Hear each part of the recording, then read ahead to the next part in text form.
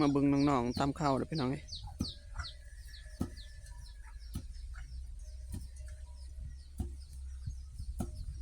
คลิปนี้ก็สิมีแต่น้องผู้นี้คุณตามข้าวเลยเนาะ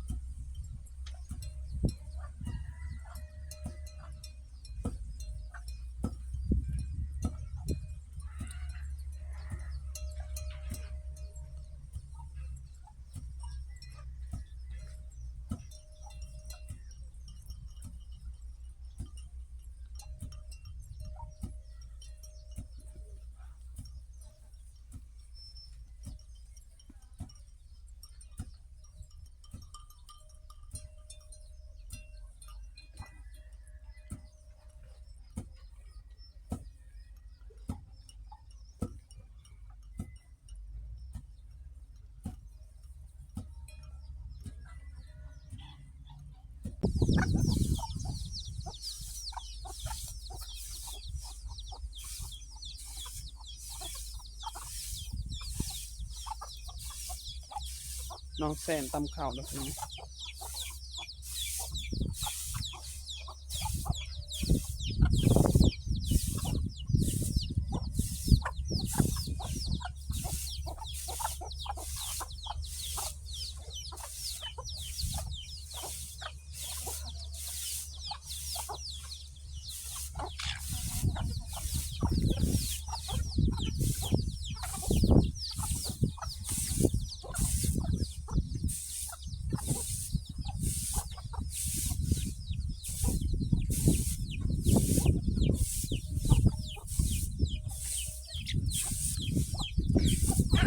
การตำข้าวในเขตชนบทกาประมาณนี้พี่น้องมีไก่เป็ดมากิ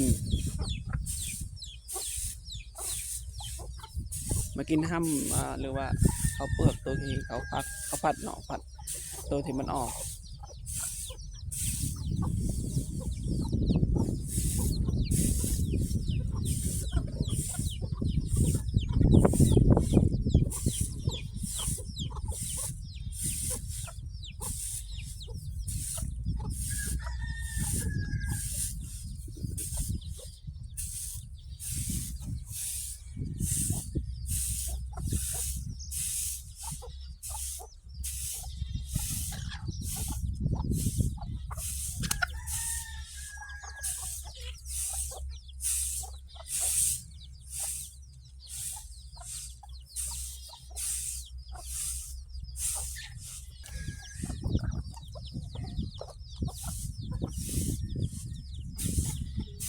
น้องเป็นคนดุมั่นนะพี่น้องขยันเลยสวยเวียงพ่อแม่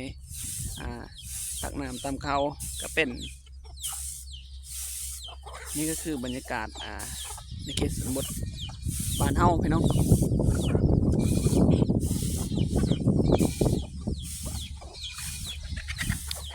นี่ก็คือเหือนของ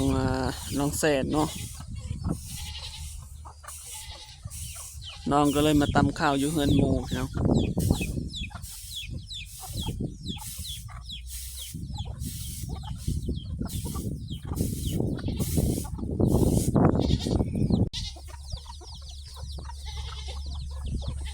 เจาะโมตะไมตะไงเดี๋ยวนี้นะ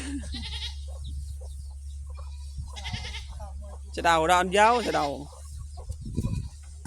คกตัวนี้เลยพี่น้องตามเข้าเลยคนใส่ตัวนี้เลยสากในเอิญอะไรก็เจออย่างนี้เลยมันนำไปเซนเหรอต่อไปแมนเพิ่นซีอีกพี่น้องเข้าห้องซีหลังจากตำคือสมัยแต่ก่อนกับบ่มีห้องซีเพิ่นกับตำเลยเนาะแต่ว่าเดี๋ยวนี้เพิ่นตำน้อยนึงเพื่อให้มันละเอียดน้อยนึงกับเอาเข้าห้องซีอีก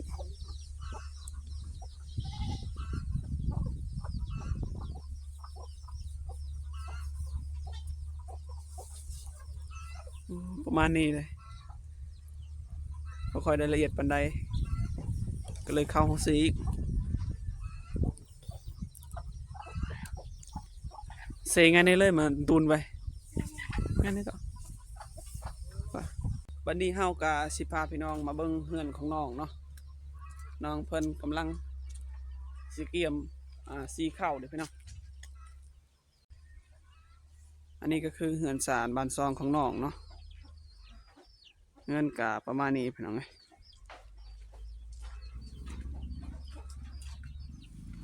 อันนี้ก็คือโฮงซี่เนาะบอนที่เคยซีประจำ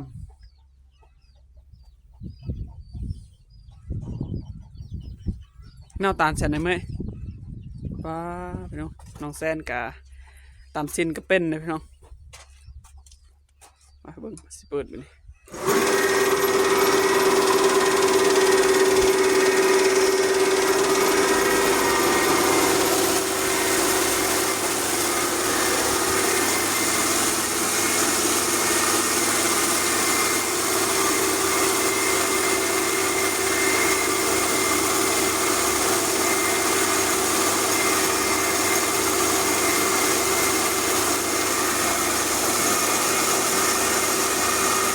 เขาออกมาก็มีแดงเมืองงามๆด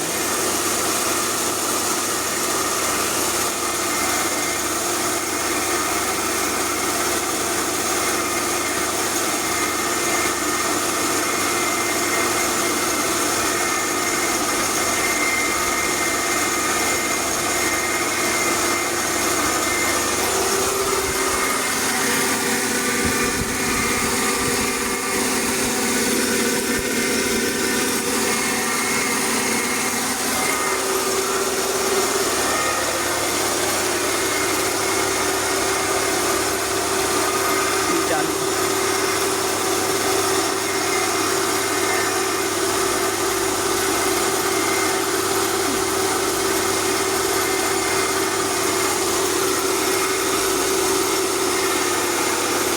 ตั้งสีขาวในตัวเครื่องรถก็ประมาณนี้นะ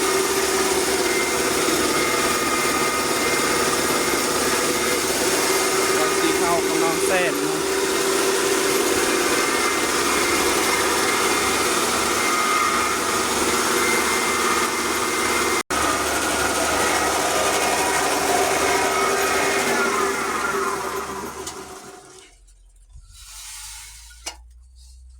ตอนนี้ก็คือเสร็จเป็นที่เรียบร้อยเลยเนาะการสีเขาออกมาก็มีแต่หน่วยงามๆเลยพี่น้องเอ้ย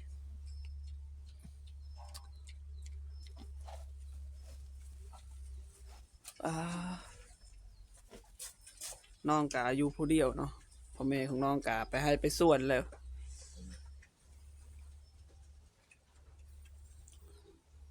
ห้ำหรือว่ารำภาษาไทยเอิ้นไม่รู้ว่าหัวเขาเอิ้นมันจังไดเนาะแต่ภาษาลาวเอิ้นว่าห้ำเขาเอาไว้อยู่นั่นห้องนำส่วนเขานี่กะเขาซ่านกะขึ้นเฮือนเนาะ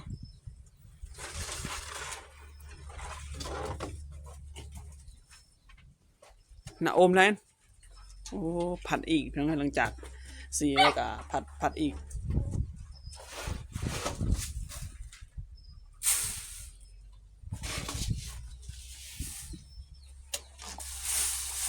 อยู่เจอnhư xe này xe tao bơ như trà đúng nhỉ ไปเจอ ไปตะเบอ3 มื้อพี่น้อง4 ครั้งเดียวได้กิน3 มื้อหรือ3 วันเนาะเบิดเลยถึงคอยซีอีก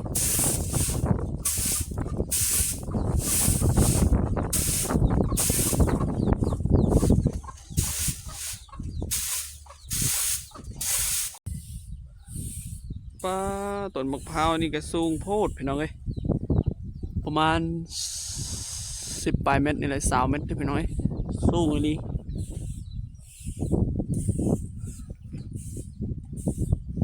หลังจากเขาทายเฮือนน้องแซนแล้วเอากะหาทายอีก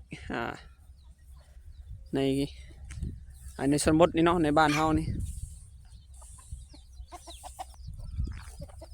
สำหรับคลิปนี้กะมันมีอย่างไรพี่น้อง